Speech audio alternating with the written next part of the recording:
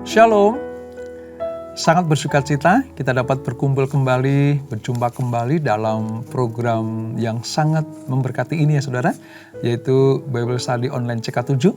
Secara rutin kita lakukan supaya kita semakin mengenal Allah kita lewat pembelajaran firman Tuhan. Nah, hari ini kita akan melanjutkan pembelajaran kita saudara dari 1 Tawarikh pasal yang ke-9. Ingat, ketika kita belajar di pasal yang ke-8, ya, kita diberikan sebuah pengertian bagaimana suku Benyamin terhisap kembali menjadi orang-orang buangan yang dipulihkan kembali ke Yerusalem. Dan peran bagi orang Benyamin itu sangat besar bagi Israel. Nah, pasal yang ke-9 ini kita akan belajar 2 perikop saudara, yaitu tentang daftar penduduk Yerusalem dan nanti silsilah Saul akan kita pelajari juga. Namun terlebih dahulu mari kita datang kepada Tuhan. Kita minta tuntunan Roh Kudus supaya apa yang kita baca, kita renungkan itu betul-betul dapat kita mengerti. Dapat kita kenali Allah kita siapa. Dan firman perintahnya dapat kita lakukan dengan setia. Kita sembah Dia saudara. Kami datang kepadamu Tuhan, dalam ucapan syukur kami percaya Engkau takkan ragu akan kasih-Mu. Terima kasih Yesus, terima kasih Yesus. Haleluya. Takkan ragu ku berjalan di dalam lembah yang kelam, ku tak takut sebab Engkau besertaku.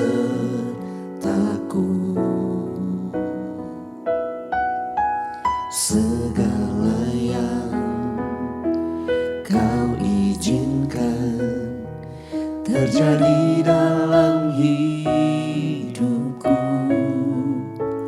ku percaya mendatangkan kebaikan.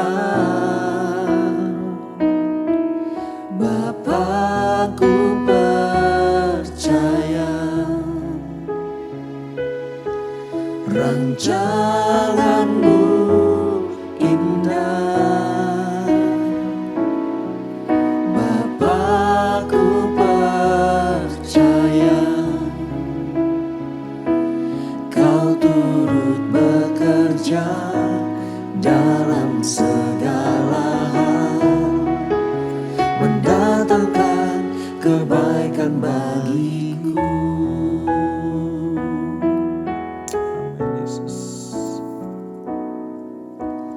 Takkan ragu ku berjalan di dalam lembah yang kelam, ku tak takut sebab Engkau besertaku.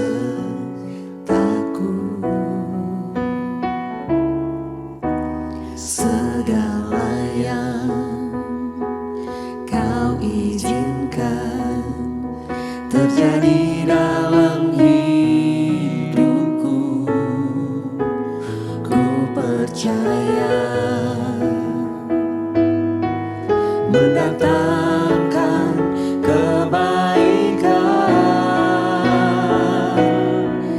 Bapa, ku percaya rancangan-Mu indah.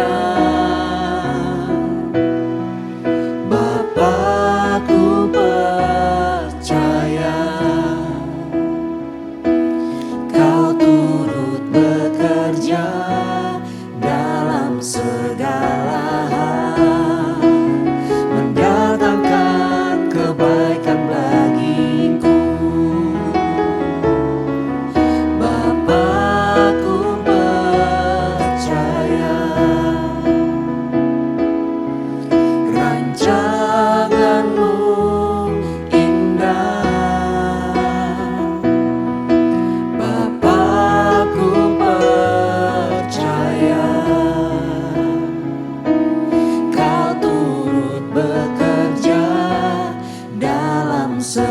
segala hal, mendatangkan kebaikan bagiku.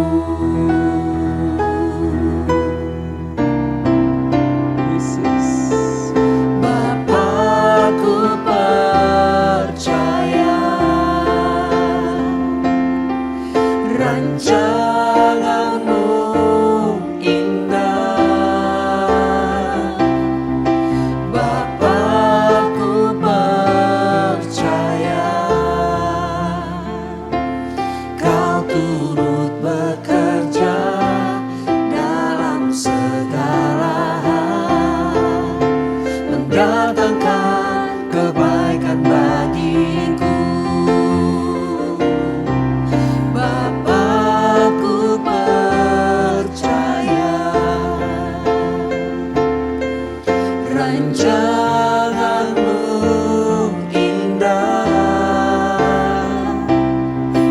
Bapakku percaya kau turut bekerja dalam segala hal, mendatangkan kebaikan bagiku. Kau turut bekerja dalam segala hal, mendatangkan kebaikan bagiku. Kau turut bekerja dalam segala hal, mendatangkan kebaikan bagiku. Ya Yesus, Sungguh kami kau turut bekerja.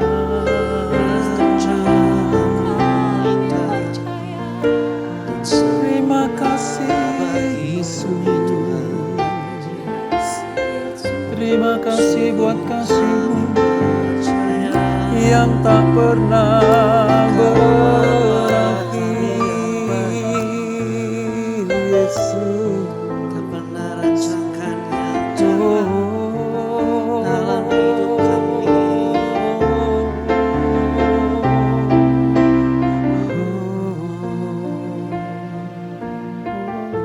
Terima kasih Yesus. Terima kasih Yesus.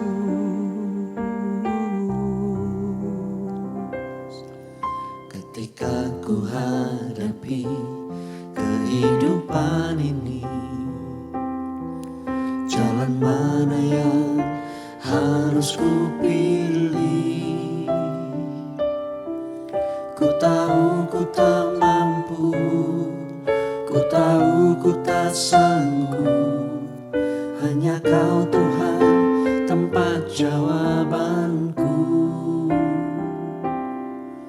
Aku pun tahu ku tak pernah sendiri, sebab Engkau Allah yang menggendongku. Tangan-Mu membelaiku, cinta-Mu memuaskanku.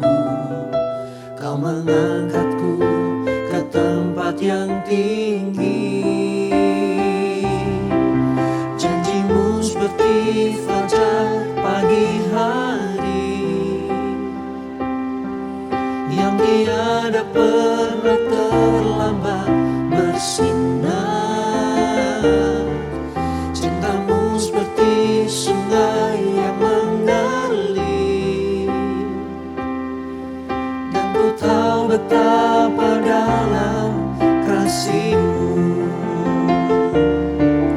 Janji-Mu seperti fajar pagi hari, yang tiada pernah terlambat bersinar. Cinta-Mu seperti sungai yang mengalir, dan ku tahu betapa dalam kasih-Mu. Janji-Mu seperti fajar pagi hari, Yesus benar. yang tiada pernah terlambat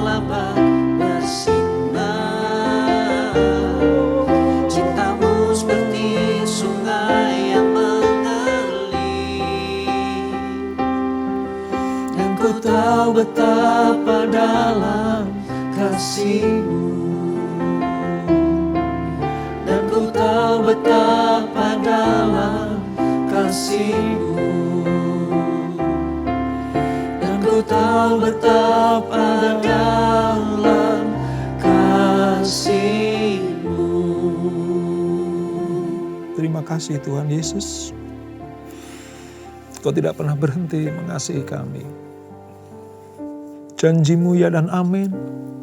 Seperti fajar yang selalu terbit menerangi bumi ini. Demikianlah kasih-Mu selalu ada buat orang-orang yang berharap kepada Engkau. Terima kasih Bapa. Terima kasih Tuhan Yesus. Terima kasih. Kami akan melanjutkan pembelajaran kami, urapi kami, jamah kami. Roh Kudus, kuasai hidup kami. Supaya apa yang kami baca dan renungkan ini betul-betul berguna dalam hidup kami. Dan kami mempercayainya sebagai firman dan perkataan Allah sendiri. Terima kasih Bapa. Terpuji nama-Mu kau selama-lamanya. Di dalam nama Tuhan Yesus Kristus kami berdoa dan mengucap syukur. Mari yang siap belajar sama-sama kita katakan amin. Nah, kita akan membuka saudara dalam Alkitab kita, Perjanjian Lama halaman sekitar 439. Di mana kita akan membaca beberapa ayat saudara dari 1 Tawarikh pasal yang ke-9. Di situ disebutkan sebagai daftar penduduk Yerusalem. Lalu di perikop yang kedua itu silsilah Saul. Sekali lagi saya ingatkan ya bahwa kadang kita bosen, kita boring gitu ya. Membaca daftar nama-nama silsilah orang-orang Israel, raja-raja Israel dalam kitab 1 dan 2 Tawarikh ini. Tetapi saya mau katakan bahwa tidak ada hal yang tidak penting ya yang dapat kita pelajari. Kalau itu nggak penting, nggak akan masuk di kitab suci kita. Kalau itu nggak berguna, nggak mungkin ada di dalam Alkitab yang suci ini. Bagi kita mungkin membosankan, tapi bagi orang Israel itu sangat penting sekali.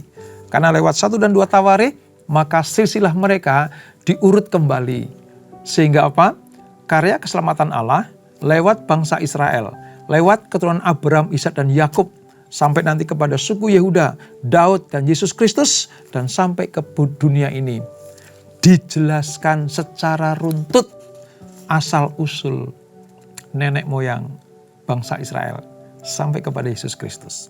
Nah, hari ini kita akan belajar bagaimana pasca pembuangan selama 70 tahun kerajaan Yehuda, kerajaan selatan yang dibuang ke Babel.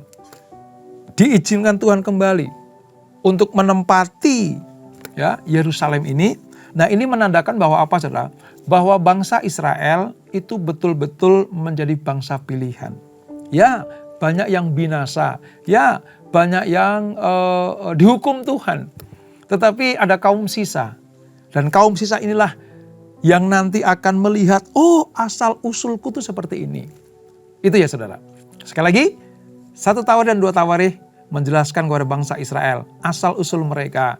Dan Allah tetap memimpin mereka, memilih mereka menjadi bangsa pilihan Tuhan. Nah, pada sesi belajar hari ini saudara, kita akan melihat bagaimana penduduk orang Yerusalem itu, di Yerusalem itu didaftarkan kembali. Kita akan membaca ayat 1 sampai dengan ayat yang ke-9 ya saudara. Nanti berikutnya jika ada yang penting kita akan dibaca. Demikian firman Tuhan. Daftar penduduk Yerusalem. Ayat 1. Seluruh orang Israel telah terdaftar dalam silsilah. Mereka tertulis dalam kitab raja-raja Israel. Sedang orang Yehuda telah diangkut ke dalam pembuangan ke Babel oleh karena perbuatan mereka yang tidak setia. Dan orang-orang yang mula-mula menetap kembali di tanah-tanah milik mereka, di kota-kota mereka, ialah orang Israel awam, para imam, orang-orang Lewi, dan para budak di bait Allah. Kata orang-orang Israel awam itu artinya sebenarnya dia tidak mengerti. Ya, sejak awal hukum diberikan. Perjanjian diberikan. Mereka lahir mungkin di pembuangan sana. Jadi mereka betul-betul bahkan belum pernah menginjak Yerusalem. Kira-kira seperti itu. Di Yerusalem tinggal orang-orang dari Bani Yehuda. Dari Bani Benyamin yang seperti kemarin kita pelajari. Dari Bani Efraim dan Manase. Utai bin Amihud bin bin Omri bin Imri bin Bani dari keturunan Peres bin Yehuda.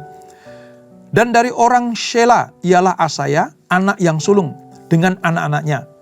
Dari keturunan Sherah ialah Yewel dengan sanak saudaranya, 690 orang.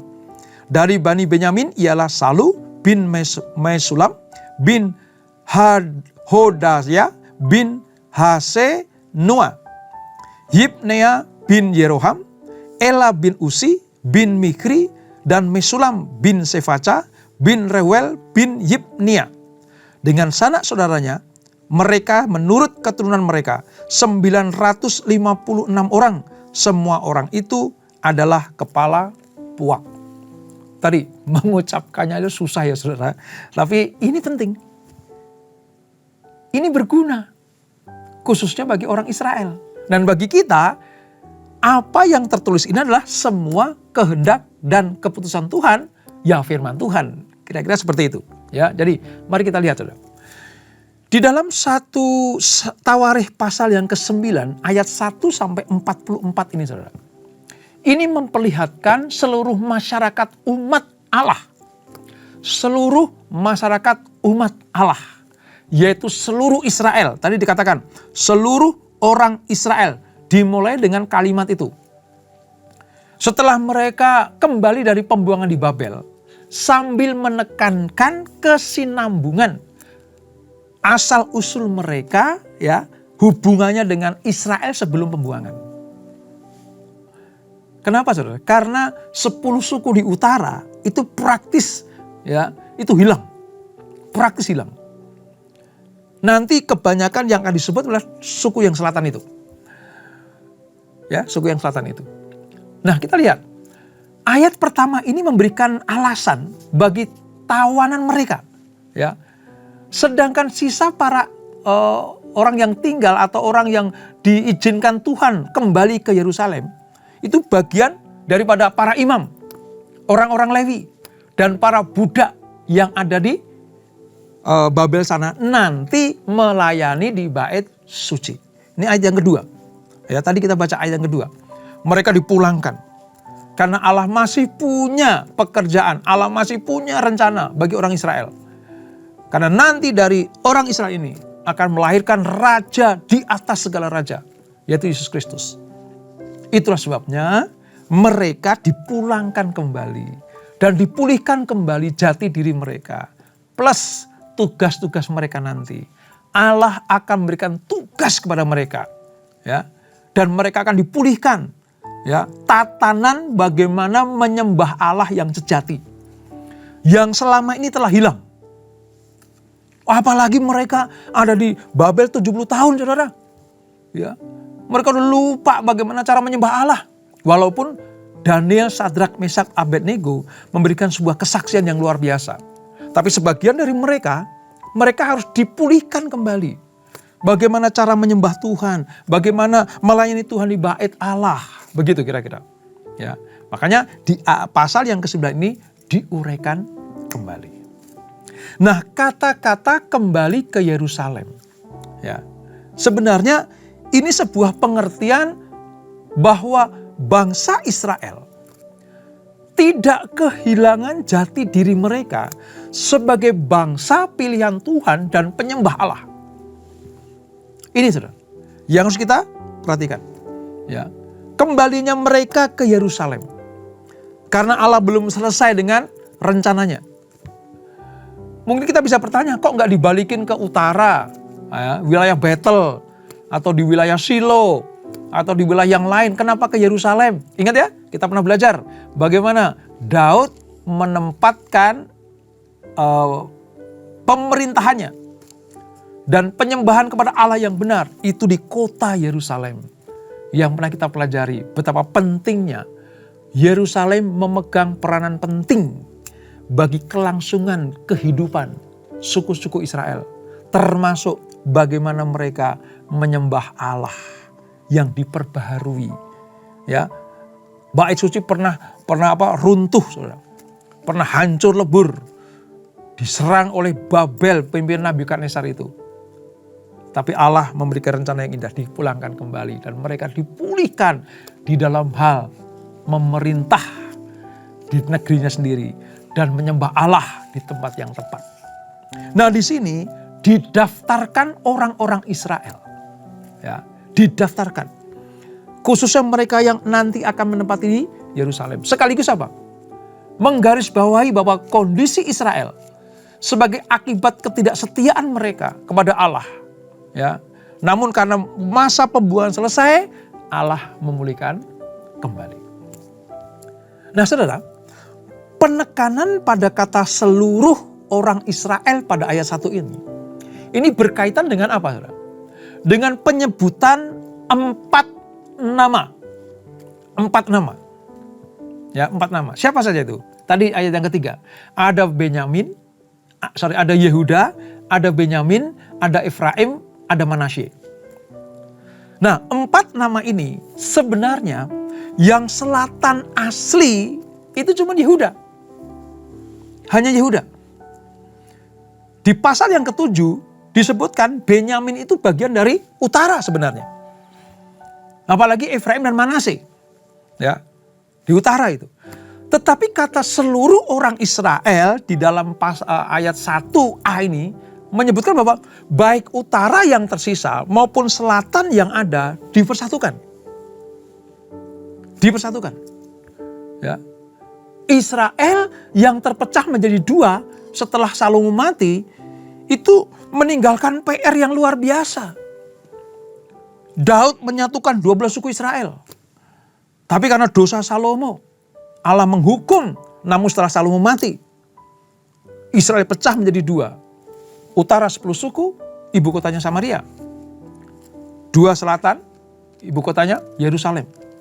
Tapi sebenarnya Benyamin pernah ke utara, bergabung dengan utara. Tapi dikembalikan lagi ke Israel, ke Yehuda bagian selatan. Di pasal yang ke-8 kita baca kemarin. Nah pasal 9 ini menggarisbawahi dan menandaskan bahwa seluruh orang Israel. Artinya baik yang sisa di utara dan yang di selatan itu dipersatukan kembali. Sejak pembuangan ke Asyur dan ke Babel, Allah memulihkan mereka. Walaupun tidak sepenuhnya mereka kembali ke Israel. Tapi lewat 4 suku ini, yaitu Yehuda, Benyamin, Efraim, dan Manasye, membentuk sebuah kerajaan Israel yang dipulihkan Tuhan. Yehuda dan Benyamin itu bagian selatan, seperti saya katakan tadi. Sedang Efraim dan Manasye itu bagian utara. Ini ya, kita mengerti sekarang. Di kitab Tawarikh sekarang kita mengerti. Pasca pembuangan mereka dipersatukan kembali. Dengan menyebut 4 suku ini bersama-sama, saudara. Ini mewakili seluruh komunitas Israel. Penulis Tawarikh menekankan pentingnya keutuhan sebagai satu bangsa. Karena nanti Yesus atau Mesias lahir itu disebut sebagai apa, saudara? Disebut sebagai juru selamat bagi Israel dan bagi seluruh dunia. Bukan cuman suku selatan. Walaupun memang selatanlah yang secara garis hierarki keturunan melahirkan Yesus. Ya kan? Daud, ya 12 suku Israel kan, ya. Daud, Yehuda, Daud, Yesus. Dari suku Israel, dari selatan. Tapi Tuhan gak mau. Yesus bukan hanya miliknya orang selatan saja, tapi miliknya 12 suku itu. Dan nanti lewat Yesus Kristus, semua umat manusia yang percaya kepadanya tidak binasa, melainkan beroleh hidup yang kekal. Dari Tawarikh pasal 9 ini, kita mengerti sekarang mengapa utara dan selatan ya yang tersisa pasca pembuangan itu dipersatukan kembali. Komunitas pasca pembuangan harus menjadi satu umat Allah yang nanti beribadah hanya kepadanya. Di mana? Di Yerusalem. Utara pernah bikin tempat penyembahan di Betel dan di Dan. Ya, tidak berkenan kepada Allah. Mengapa mereka bikin di Betel dan di Dan? Karena mereka melarang orang utara ke selatan. Kalau orang utara ke selatan, nanti selatan akan kuat. Ya. Itu.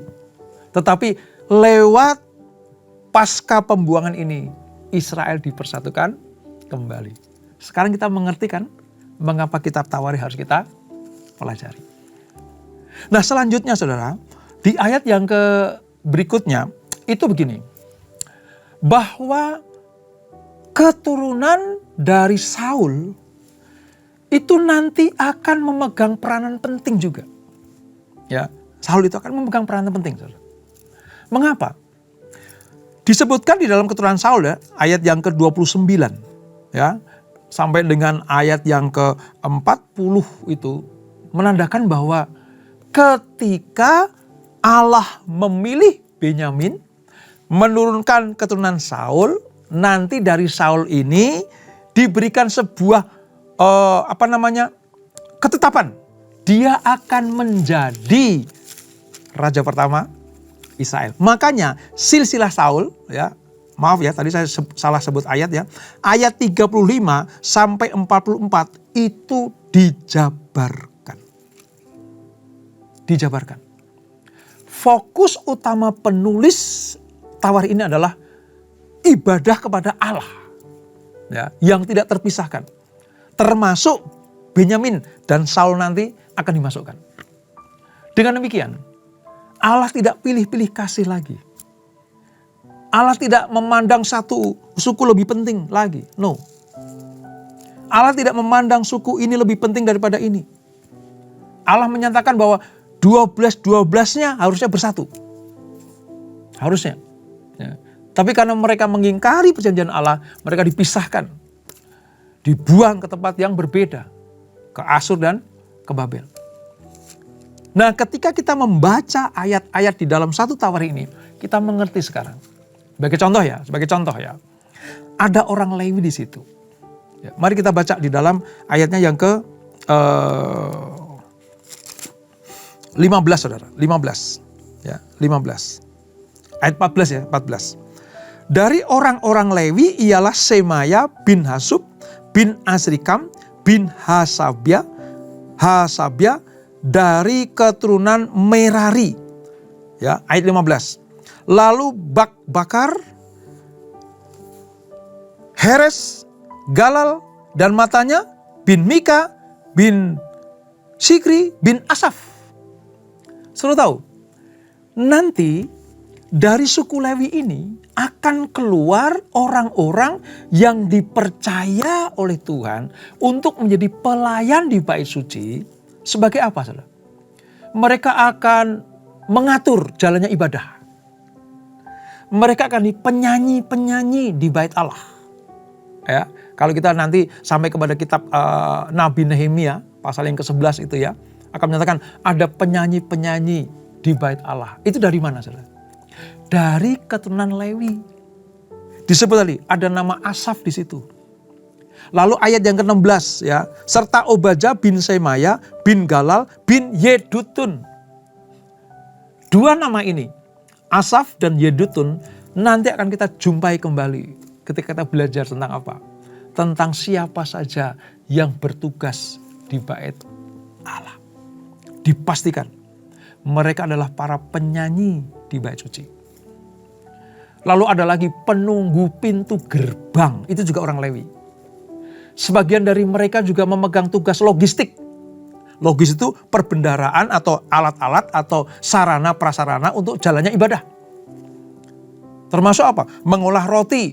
Ya, coba ya kita baca ayat ini, ayat 31. Saudara. Ayat 31 dan 32. Kita lihat. Matika, salah seorang Lewi, anak sulung Salum, orang Korah itu mendapat tugas tetap untuk mengolah roti. Tuh, tertulis di kitab Tawarikh.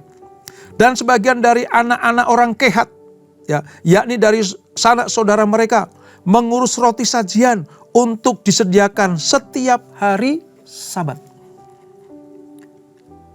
Jelas ketika Tawarikh menyebutkan nama-nama ini plus tugas-tugasnya. Karena nanti fokusnya apa, saudara? Fokusnya adalah tata ibadah kepada Allah. Sebagai bagian yang tidak terpisahkan dari kehidupan umat Allah. Saudara tahu? Pasca pembuangan, selain bangsa Israel membangun tembok Yerusalem, Tuhan izinkan juga orang Israel membangun bait suci kembali. Dan ini semuanya diberikan tugas bagi mereka. Dan pada hari ini kita belajar bagaimana orang Lewi mendapatkan tugas yang khusus. Supaya apa? Supaya ibadah orang Israel kembali kepada jati diri mereka yang benar. Kehidupan orang Israel tidak terpisahkan dari kehidupan umat Allah. Tata ibadah mereka tidak bisa dihilangkan. Saudara, sampai dengan sekarang ini, saudara. Kalau saudara pergi ke Israel pada saat sekarang ini, saudara akan melihat bagaimana mereka yang masih menganut Yudaism atau Yudaisme, khususnya yang belum percaya kepada Yesus, ya, karena ada Yahudi Mesianik, ada Yahudi yang belum percaya Yesus, itu banyak kan Yudaisme. Mereka betul-betul menjalankan tugas-tugasnya, bahkan kehidupan keagamaan mereka, ritual ibadah mereka itu menjadi bagian kehidupan sehari-hari. Pagi sebelum sebelum bekerja, mereka datang ke tembok ratapan. Ya. Karena satu-satunya tempat untuk bisa berkata-kata kepada Allah itu di situ. Bait suci enggak ada sekarang. Dihancurkan oleh Jenderal Titus tahun 70. Yang tersisa tembok barat. Ya. Disitulah orang Yahudi menjalankan ritualnya di tembok ratapan sambil berdoa supaya apa? Supaya mereka boleh membangun kembali bait suci yang ketiga. Sampai sekarang belum. Walaupun mereka merindukan, bahkan sarana prasarana sudah dipersiapkan. Tapi mereka sekedar berdoa di tembok ratapan. Mengapa, saudara? Karena ini loh. Kehidupan orang Yahudi, orang Israel tidak bisa dipisahkan. Dari apa? Tata ibadah mereka. Tata ibadah mereka. Itulah sebabnya mereka selalu menginginkan, merindukan bait suci yang ketiga itu dibangun kembali. Pagi sebelum bekerja mereka datang ke tembok ratapan berdoa. Malam pulang kerja sebelum masuk ke rumah dia berdoa kembali di tembok ratapan. Makanya pagi sama malam itu biasanya banyak sekali orang-orang Yudaism yang berdoa di situ. Ini tata ibadah mereka diperbaharui kembali. Sebab apa, saudara? Sebab ibadah mereka pernah dicemarkan dan dinajiskan sebelum masa pembuangan. Dinajiskan, saudara. Oleh raja-raja, oleh bangsa-bangsa yang datang ke situ. Diinjak-injak tuh bait suci. Ya, masa-masa gelapnya Yerusalem. Bukan hanya penduduknya saja yang menderita, tetapi bait suci lambang kehadiran Allah itu betul-betul dinistakan. Maka ketika Tuhan menetapkan kembali Lewi bersama dengan anak-anaknya, tadi ya, Asap, Yedutun, ya, itu akan menjadi orang-orang yang fokus memimpin orang Israel untuk beribadah, memuji menyembah Tuhan. Ya, memainkan musik di bait suci. Allah sudah merinci, menetapkan sedemikian tepatnya. Ya, umat Allah harus berjalan di dalam ketaatan kepada Allah. Nah, apa yang dapat kita petik untuk kita terapkan dalam hidup kita, saudara? Ingat baik-baik. Ibadah kepada Allah harus menjadi bagian yang menyatu dalam kehidupan kita. Ini pesan penting dari 1 Tawarikh pasal yang ke-9. Ya, ibadah kita kepada Allah harus menjadi bagian yang menyatu dalam kehidupan kita. Kalau Allah saja memperhatikan yang diperbaharui dulu setelah dibuang, diperbudak di Babel dan di Asyur, maka tata ibadah dan kerohaniannya dipulihkan dulu. Yang rohani dulu diutamakan. Nanti yang jasmani akan mengikutinya. Hukum Allah seperti itu.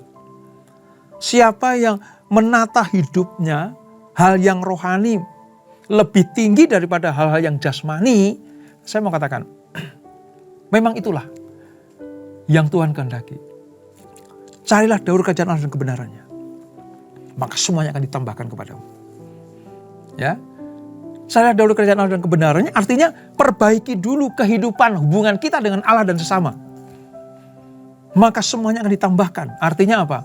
Berkat jasmani akan mengikuti kalau kehidupan rohani kita benar di hadapan Tuhan. Maka tepat sekali 1 Tawarikh pasal yang 9. Fokusnya adalah bagaimana orang Israel, ya, yang tadi diwakili oleh 4 suku tadi. Yehuda, Benyamin, Efraim, dan Manase harus dipulihkan kembali cara-cara menyembah Allah yang benar. Jadi mari tempatkan hal-hal yang rohani mendahului hal-hal yang jasmani. Sebab Allah menghendaki yang seperti itu. Dan itulah 1 Tawarikh pasal yang ke-9. Kita berdoa. Bapa, terima kasih untuk anugerah-Mu. Kami sedang belajar bagaimana Allah kembali menempatkan kehidupan rohani bagi bangsa Israel melebihi hal-hal yang sifatnya jasmania. Ya, tembok Yerusalem dibangun kembali. Ya, pasca pembuangan orang-orang sisa dikembalikan ke Yerusalem. Tapi fokus Tuhan adalah memperbaharui kehidupan rohani bangsa Israel. Terbukti Allah menetapkan suku Lewi yang tercatat di dalam 1 Tawarikh pasal 9. Bahkan keturunannya termasuk Asap, Yedutun ditetapkan Tuhan sebagai orang-orang yang melayani di bait Allah.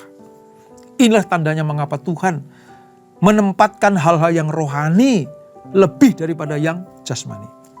Pelajaran buat kami semua Tuhan, kami sadar sekarang. Kami diminta untuk mencari dulu kerajaan Allah dan kebenarannya. Hal-hal yang sifatnya rohani harus menjadi prioritas yang utama. Maka semuanya akan ditambahkan. Artinya keperluan, kebutuhan yang harus kami pakai, kami makan, ya semuanya akan ditambah-tambahkan kepada kami. Ampuni kami kalau kami membalik posisinya. Mendahulukan hal yang jasmani, bahkan melupakan yang rohani.